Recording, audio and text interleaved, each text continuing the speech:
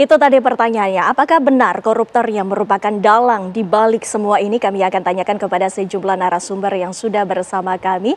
Sudah ada Profesor Lely Aryani selaku pakar komunikasi politik. Selamat malam, Prof. Selamat malam, Assalamualaikum. Ya, waalaikumsalam. Sudah ada pula Pak Ria Nugroho selaku pakar kebijakan publik. Selamat malam, Pak Ria. Mbak Wendy.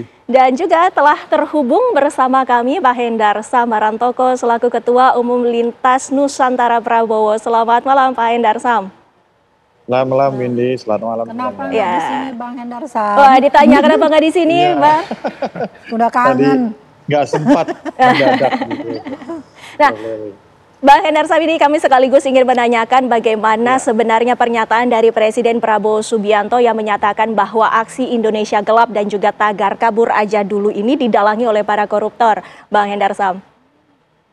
Iya, saya coba untuk membangun konstruksi apa yang dikatakan oleh Pak Prabowo tersebut. Bahwa fakta yang tidak bisa terbantahkan bahwa saat ini ada 3 tersangka ya di Kejaksaan Agung. Berdasarkan hasil pengembangan, ketiga orang ini adalah salah satunya Marcella Santoso ini terkait dengan masalah obstruction of justice. Dia adalah salah satu dari beberapa dia lawyer dari beberapa kasus-kasus besar yang sedang ditangani oleh Kejaksaan Agung.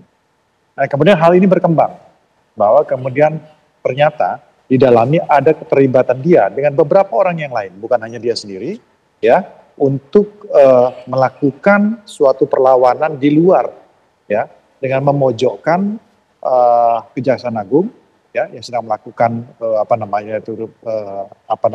perkara ini, menjalankan perkara ini, melakukan penyidikan, kemudian juga berusaha mendegradasi pemerintah Prabowo ya, dan itu diakui sendiri oleh Marcella Santoso walaupun kemudian ya akhirnya itu dibantah oleh dia. Tapi bantahan dia itu juga tidak bisa dijadikan dasar karena apa? Ada 2 tersangka lain, ya. Jadi yang sudah ditetapkan sebagai tersangka bersama-sama dengan Marcella Santoso untuk menggalang kekuatan di luar menggunakan buzzer, menggunakan media-media mainstream, ya, baik media TV malah, media TV salah satu media TV, ya kan, untuk melakukan hal tersebut. Nah, kemudian secara logika, ya kan, kalau kita lihat, saya membangun konstruksi hukum logikanya bahwa ketika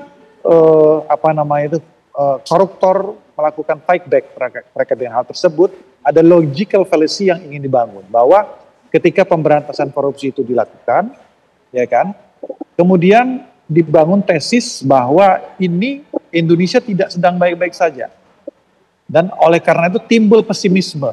Dan oleh karena itu kita harus kabur aja dulu.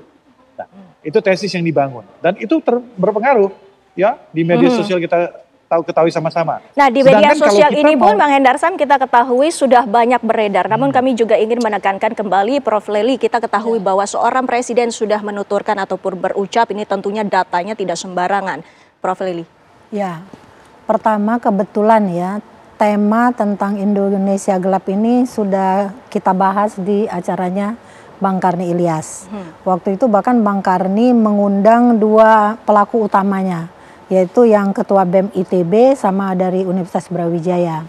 Kita sebelumnya ngobrol sama Bang Karni, diobrol sebuah hal yang berkaitan dengan, karena mereka BEM, mereka punya positioning. Jadi ya, untuk bisa mewakili kelompoknya. Nah, tapi kalau yang dibicarakan oleh Pak Prabowo mungkin ada yang menyisip di kelompok mereka itu. Kalau untuk 2 mahasiswa itu yang kemarin kebetulan di wisuda terbaik juga dia di ITB S2-nya ya.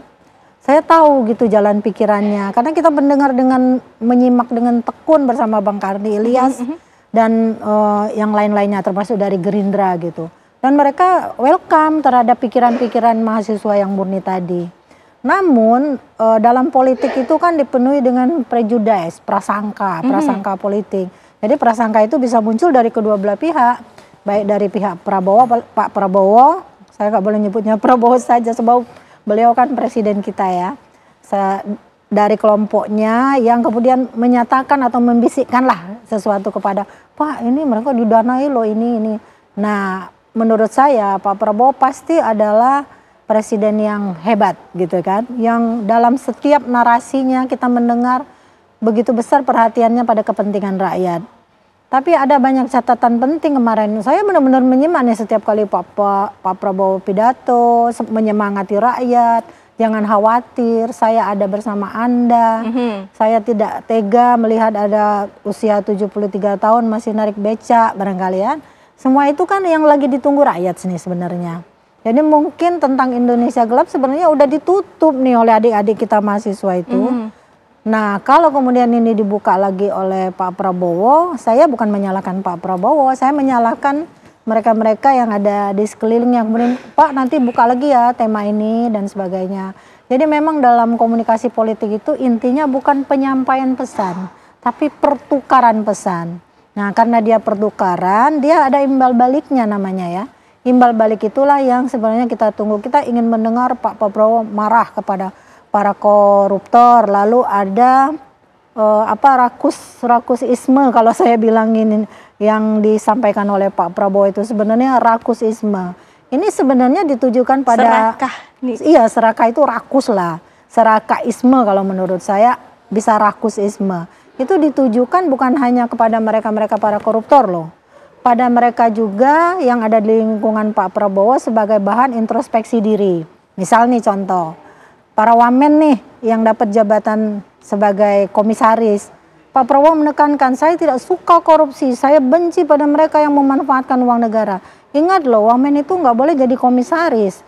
Jadi apapun penghasilan yang mereka terima dari wamen dan sekaligus itu adalah uang negara, bentuknya adalah korupsi. Nah ini itu artinya, yang seharusnya dibunyikan juga oleh teman-teman yang berada di sekeliling Pak Prabowo supaya Pak Prabowo makin hebat gitu loh. Nah menjawab tadi dari pernyataan Prof. Lely ini, Pak Rian, kami ingin mengetahui bagaimana pendapat Anda. Ini artinya kan yang bisa kami ambil kesimpulan bahwa sebenarnya Pak Prabowo itu tidak anti kritik, tapi ingin mengingatkan kembali bahwa ada orang-orang yang mencoba memanfaatkan situasi. Begitu menurut Anda? Yusuf tadi ya.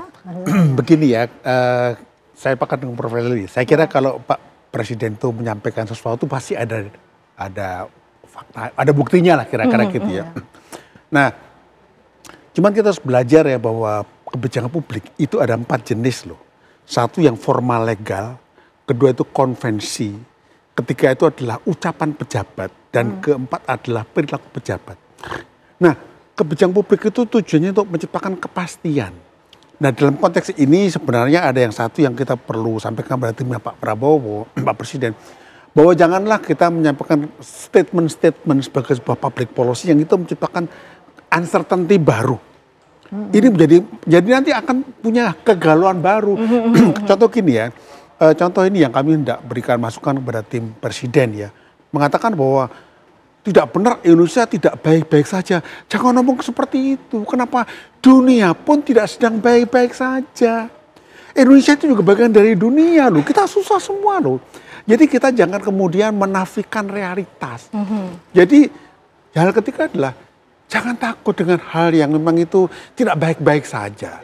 Ketika kita tahu itu hal yang tidak baik-baik saja, kita akui, kita cari solusinya.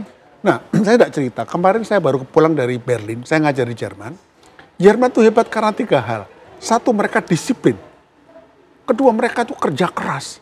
Tapi yang ketiga, mereka tuh rewel. Tapi Pak Rian, Prof. Lely juga boleh kami minta pendapatnya. Apabila Pak Presiden ini menyatakan bahwa Indonesia tidak baik-baik saja, bukankah muncul lagi hal-hal yang justru menjadi pesimisme kepada masyarakat? Justru itu kan yang dihindari. Saya potong dulu, karena gini, mengatakan tidak baik-baik saja bukan pesimis loh, enggak loh. Mengatakan kita sedang nggak baik ya, karena ada masalah ini. Jadi masyarakat diajari ngerti, tahu. Kenapa?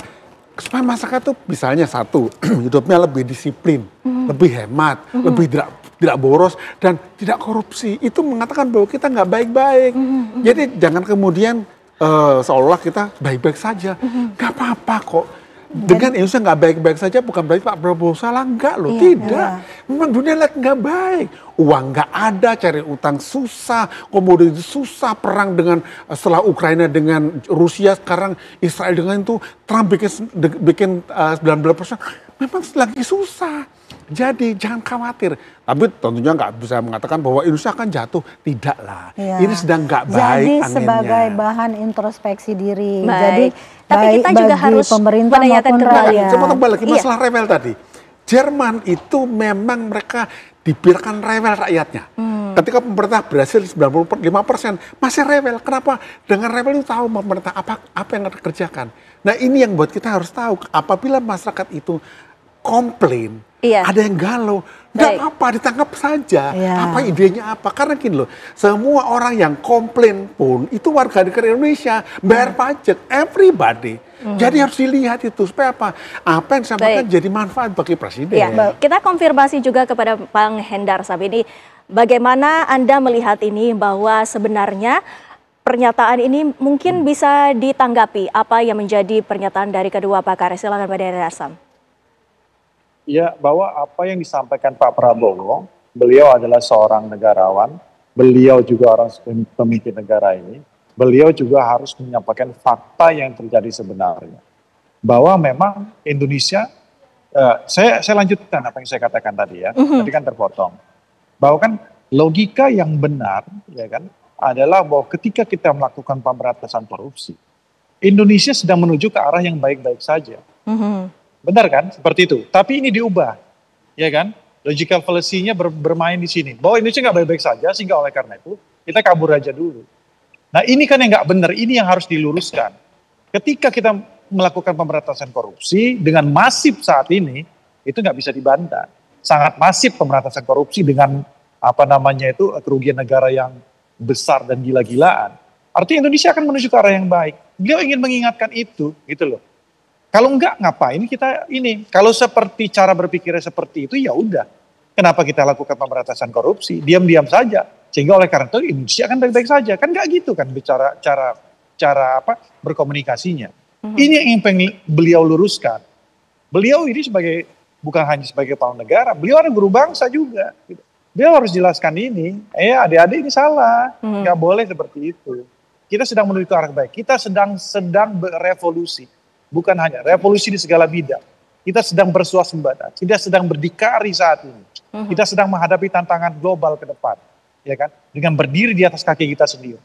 Bagaimana peran memotong mata rantai tengkulak di bidang pangan, di bidang-bidang yang lain. Bagaimana masyarakat bisa mendapatkan akses Bang Hendar Sam, langsung. kekhawatiran tersebut tentunya butuh support dari pemerintah dan juga untuk menenangkan masyarakat. Dijawab nanti, Bang Hendar Sam, kita kembali pemirsa berbincang lagi usai jeda pariwara berikut ini.